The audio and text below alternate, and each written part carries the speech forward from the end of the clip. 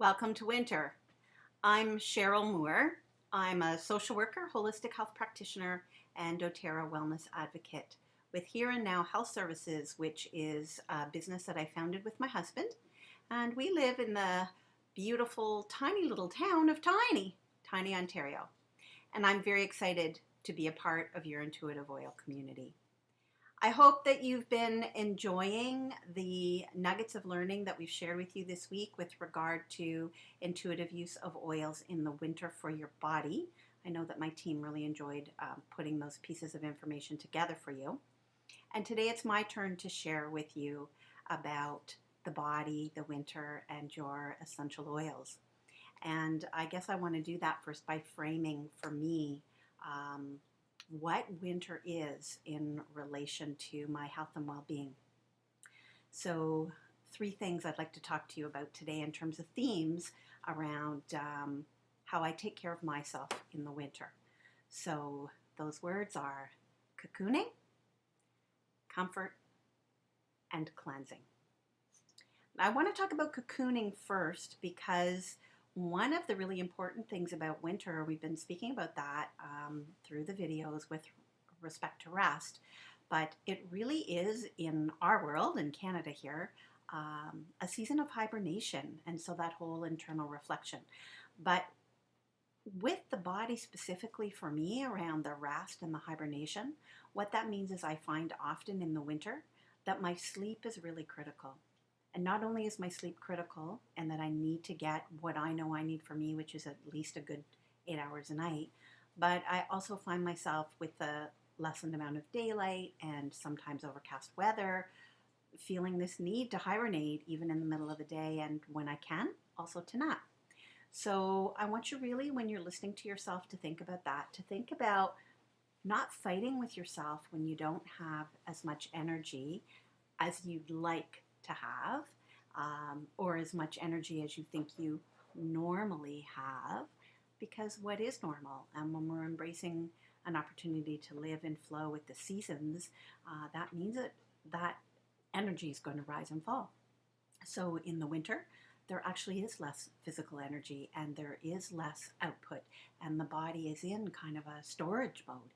So I just want to speak about sleep strictly from the perspective of your essential oils, listening intuitively, and what works for me. So the very common go-tos in the world of essential oils for sleep are diffusing, lavender, and or cedarwood, which really means any combination of your flower oils, which will promote calming, and your woodsy oils, which promote grounding, kind of a sedation sort of effect. They're very sedating in terms of almost creating kind of a brain fog so that it shuts your mind down a little bit, and particularly helps people when they feel overwhelmed. For me, I have always loved lavender and cedarwood together. I find that the cedarwood cuts some of the really strong flowery component of the lavender, and I like the woodsy scent, the earthy scent, and what that brings. And I know my husband really appreciates that too, because it makes a more earthy scent in the bedroom for us in the diffuser. But the truth is, I don't have to get lavender and cedarwood, because my all-time favorite, which comes together in a bottle, is Serenity. The Serenity Blend, if you haven't tried it yet, has lavender and cedarwood in it, but also a combination of 7 other oils. It's one of doTERRA's blends, and it's my favorite in terms of sleeping. And I think part of that is because it has a hint of vanilla. And back in the day, when I did not know that fragrances were toxic, my favorite go-to in terms of burning a candle at home would have been vanilla. There was something very comforting about that scent that worked for me. So having vanilla absolute with the lavender, the cedarwood, and 7 other oils, it's perfect for me. And what I want to speak to you about is, how do I use this in terms of listening intuitively on any given day? What do I need in relation to my body?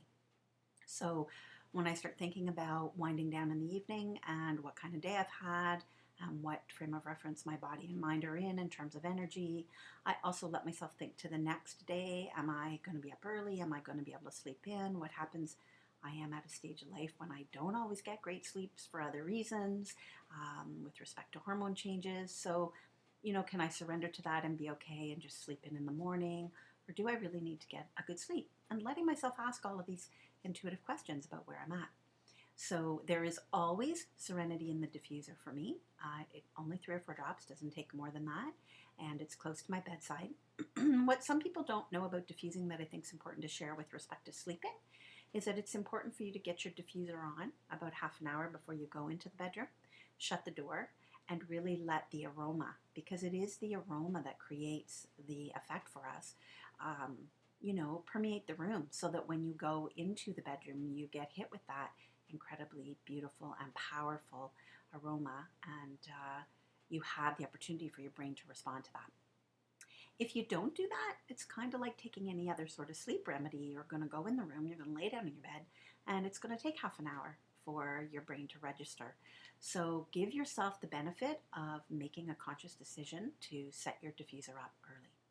Okay, so that's the first piece. Every night, Serenity in my diffuser. That's my go-to in the winter. It's my go-to a lot in terms of sleep, but particularly in the winter when I'm very aware of that cocooning need and I want those good 8 hours of sleep. So if I'm feeling a little more off, a little more like my body needs more than just diffusing, the Serenity Blend can be used topically as well. And so I do often take another drop or so, a drop or two, and put it directly into the bottom of my feet. I find that has an incredible effect. It usually guarantees me an 8-hour sleep. And in fact, in the midst of the day when I have had some rough days and I want naps, I've used a Serenity, and that's not been such a good idea because it's actually very hard to wake up and get going. So it is really a nighttime blend for me, and it really does give me those 8 hours. There is another piece of Serenity, though, that lots of you may not be aware of, and that is the actual Restful Complex Blend, which is an ingestible internal capsule that you can additionally take, just like you would take another kind of sleep aid. And it is a safe blend of lavender along with several other plant extracts. So there have been research studies on the Serenity Complex Blend in the capsule form, and they have been shown to be very effective. And within that, in case you're wondering, what's in that? Is it safe for me? So it's lemon balm, chamomile, passion flower, L-theanine, which is actually an extract from green tea. So very, very safe for ingestible use. And I have had my bottle of Serenity Complex Blend soft gels for about a year. I wasn't really using them. I was using the diffuser and the topical. And in the fall, I learned that Dr. Hill, who is our chief medical officer, had a daily protocol in terms of what he does with his oils, what his favorite go-tos are, what he diffuses, what he uses topically, what he uses internally. And he nightly uses the Restful Complex soft gels. So I decided to start giving them a try. And so as not to overdo it for myself, I will do that in place of putting the Serenity into the bottom of my feet. And again, I can tell you from my personal experience, they have really aided in my sleep. So Serenity for me, and whether it's diffusing, whether it's topical, whether it's internal, that's my go-to. And just like I said, I'm very aware in the winter of the importance of really needing to make sure that I'm getting lots of good rest, that I'm storing my energy for the seasons that are to come. So the next piece I want to talk to you about is comfort. There's a really, from the food perspective, if we follow the seasons and we embrace what we're going to put into our mouth, there is really an understanding that winter is for comfort food.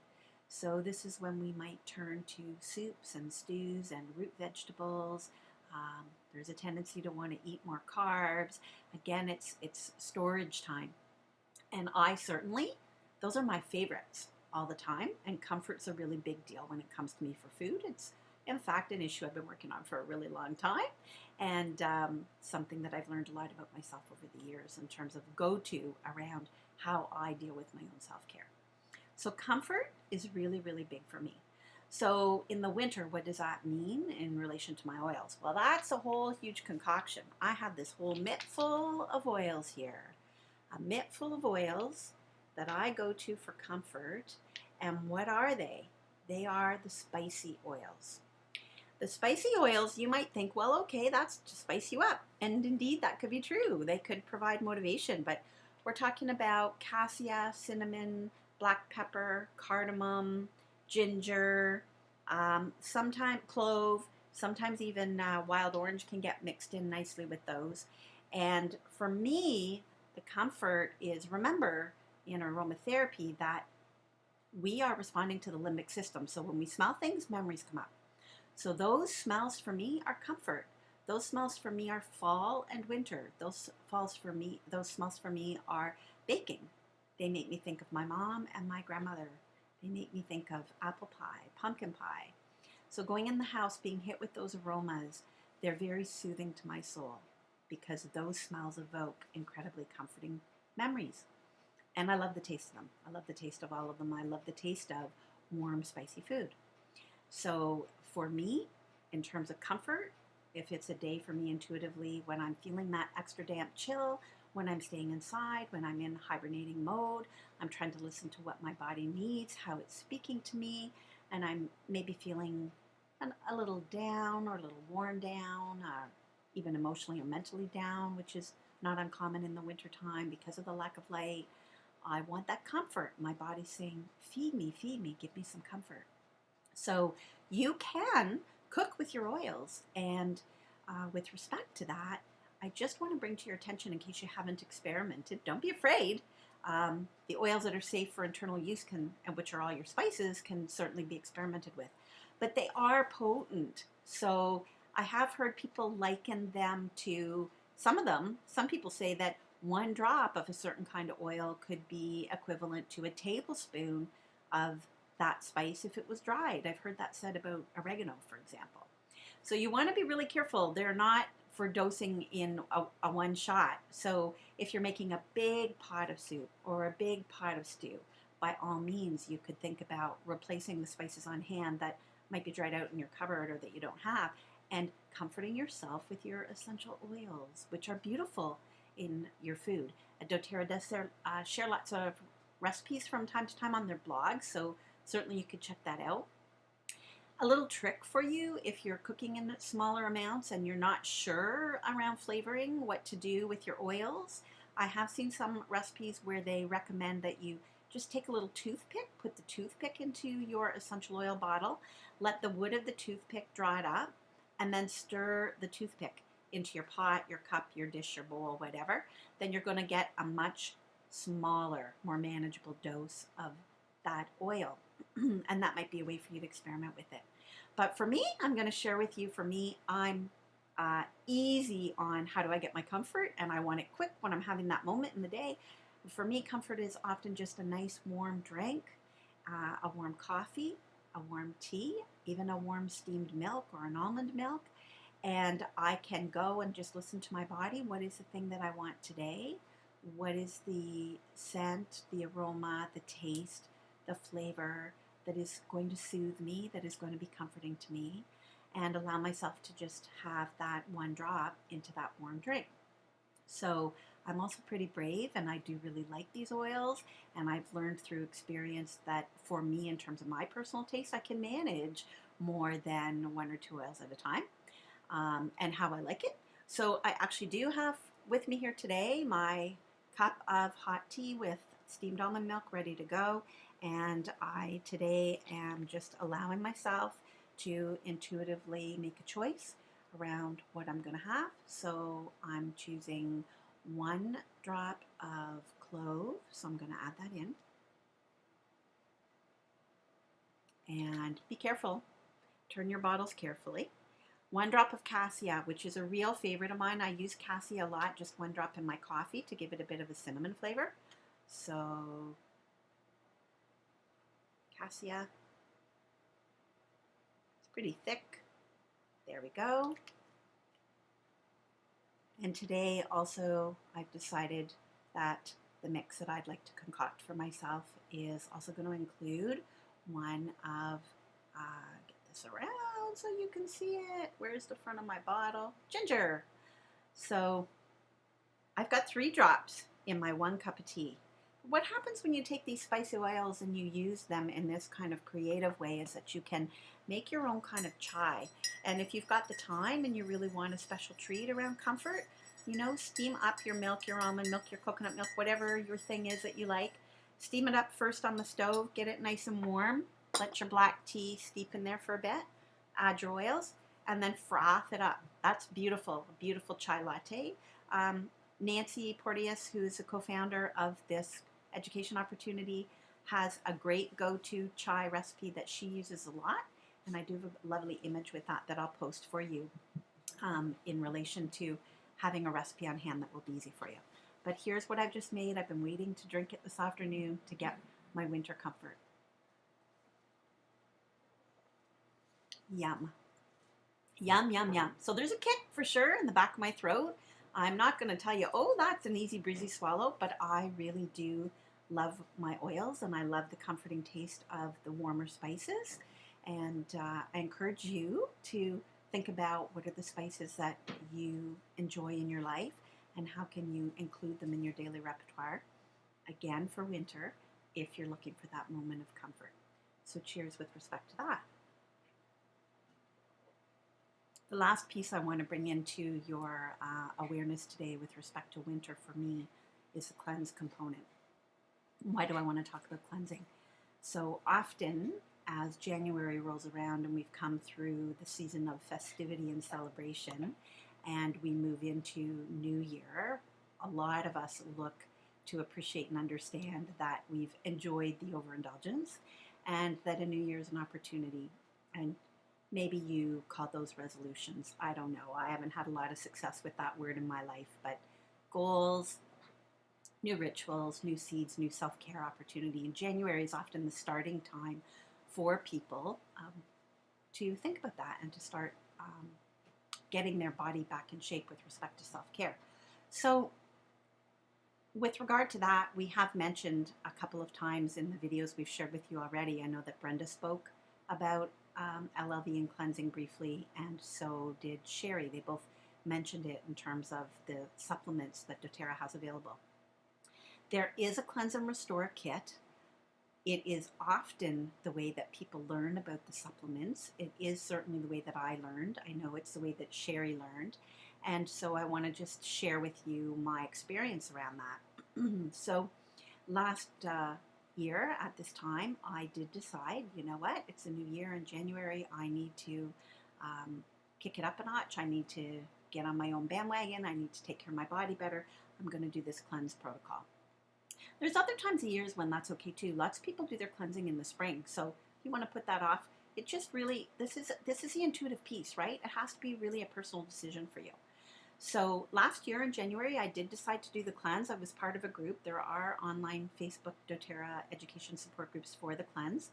And it is a 4-week program using the supplements in a particular order, with a particular regime, well guided, and lots of support and nuggets to follow to help you through that opportunity. So you are taking the 3 main components of LLV, which is a lifelong vitality supplement, which are the alpha CRS, the essential omega fatty acids, and the vitamin and mineral supplement that Sherry spoke about. She also mentioned in her video, which are part of the Cleanse and Restore program, Terrazyme, which is a digestive enzyme, PB Assist, which is a probiotic. The other pieces of the Cleanse and Restore kit also include DDR, 2 kinds of Zendocrine, and GX Assist, and your lemon essential oil. I'm not going to go into all of that today in terms of the wealth of information around what each of these does. They are meant as a full package to give you the opportunity to create a detox for your body. So really cleaning up your organs, particularly liver, gallbladder, kidneys, and so forth, and giving you that flush opportunity. So with the support of the LLV, making sure that you get your essential nutrients and so forth along the way. The program runs in a 4-week program, like I mentioned, with each week being a little different and guidance around how to use the supplements. We do have our Whole Fit cleanse coming up. It starts the third week of February, and we have added it for the body week this week as one of the links that you can check out, and I'll link it again for you when you're watching this particular video separately. You may also notice that I link it for you. And what I want to bring to your attention is this is intuitive, right? So choosing for yourself. You could just take these supplements for 4 weeks as they're laid out, and you probably would see some benefit to that. But for me personally, knowing the program I did last year and knowing what Ange Peters recommends in her group as well, cleansing really is a bigger decision for your body. And it needs to be a readiness in terms of where you're at on an intuitive level. So for me, when I did it last year, it also meant cleaning up my diet. It's not just about, well, let's hope a magic pill is going to fix me, right? So there has to be intention and willingness and some thought given into what do these 4 weeks look like for me, and is it realistic for me to do that, and how am I going to make that happen? So for me, in those 5 weeks, I also eliminated from my diet, just so you can think about this for yourself in terms of the overindulgence and where you're at in January and if you're ready for this. So coming out of December, how are you doing in terms of how your body feels? I know when I overindulge in all the things I'm going to tell you I went off of for a month during the cleanse, that I also get heavy and bloated, and even, a bit of brain fog. So that's the other piece with the cleanse, is you create an opportunity to manage all the internal inflammation responses that are happening and clean them up as well. So the 5 things I eliminated for the cleanse were gluten, which means all the wheat stuff that we all love so much, right? And obviously getting lots of carbs out of our diet. Dairy, sugar, huge again. That's taking a lot of carbs out of your diet, not just white, refined, sugary, carbs, not just 2 teaspoons in your coffee. Sugar is in so much food, so much processed food. So sugar. Caffeine, that was probably the hardest one for me. I have to say, if I'm being honest, that was the hardest for me. And alcohol, which fundamentally is sugar. So those 5 things came out of my diet. I was very strict about it. I did the cleanse for the 4 weeks last January. The beautiful bonus of feeling well, incredible energy, flattened, unbloated stomach with happy digestion, was that I also lost 10 pounds. And that for me was just proof of the changes that we can make to manage to feel better. A month is not a huge commitment in the course of your lifetime to get feeling better. But what happened in that, as Sherry mentioned, taking the LLV and having a brief stint at the cleanse as well, for lots of people, and it was for me, it was my entry point into trying out the supplements, trying out the Lifelong Vitality. And I felt so good that I have remained on the Lifelong Vitality for the last year. And I'm not perfect. I have my days when I don't remember to take it, and certainly when I go on vacation, I don't cart it away with me. Other people are a lot better at that ritual. I do not profess to be perfect, but married to a fitness instructor, I know that often the key to success in any kind of change like this is, everything in moderation, right? So setting our standard at something that's manageable. If I can do this at an 80 or 90%, then that's probably going to be pretty darn good in terms of results. So if you're ready, and I'm going to be honest with you this year. Last year I did it in January. This year I wasn't ready.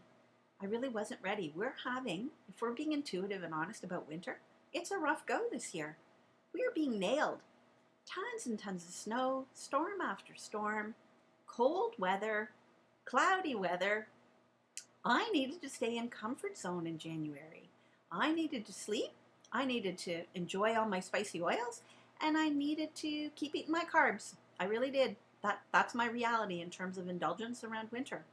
And it's important when we're intuitive that part of what we do in that alignment for ourselves is be authentic and real and honest with ourself. Why set ourselves up for failure? We want to set ourselves up for success. So I knew January for me was not a good time. But I am feeling stronger and more ready as we get closer to February. And as I know that the Whole Fit Cleanse opportunity for 30 days starts the third week of February, I am moving myself towards that readiness, because that's going to carry me through for 4 weeks actually into spring. And that's a good time. I will feel better about that in terms of alignment for myself this year. So I will be doing the cleanse again. And if you want more information, like I said, I'm going to link you to that. And certainly with respect to your own doTERRA account, if you want to get more information on the actual product, you can do a doTERRA Google for the Cleanse and Restore Kit, and all of the items that are in there will come up. And there is a doTERRA Empowered Life series on all of those supplements as well, which we will also link you to. So that's me, and that's winter. Cocooning, comfort, and cleanse. 3 themes, 3 things that really hit home in my heart when it comes to how I want to manage my body in the winter, and that really speak to me this year. I hope that you have found that helpful. I thank you once again for joining us today. If you did hear something in the course of this conversation that felt deeply right for you, I do hope you will give it a try. Remember, we do all have our own intuitive voice within ourselves. I really believe that. I teach it, so I know that you have that voice in you and it speaks to you. Sometimes you just have to stop and take that breath and really listen, and listen so that you can hear. Thanks again.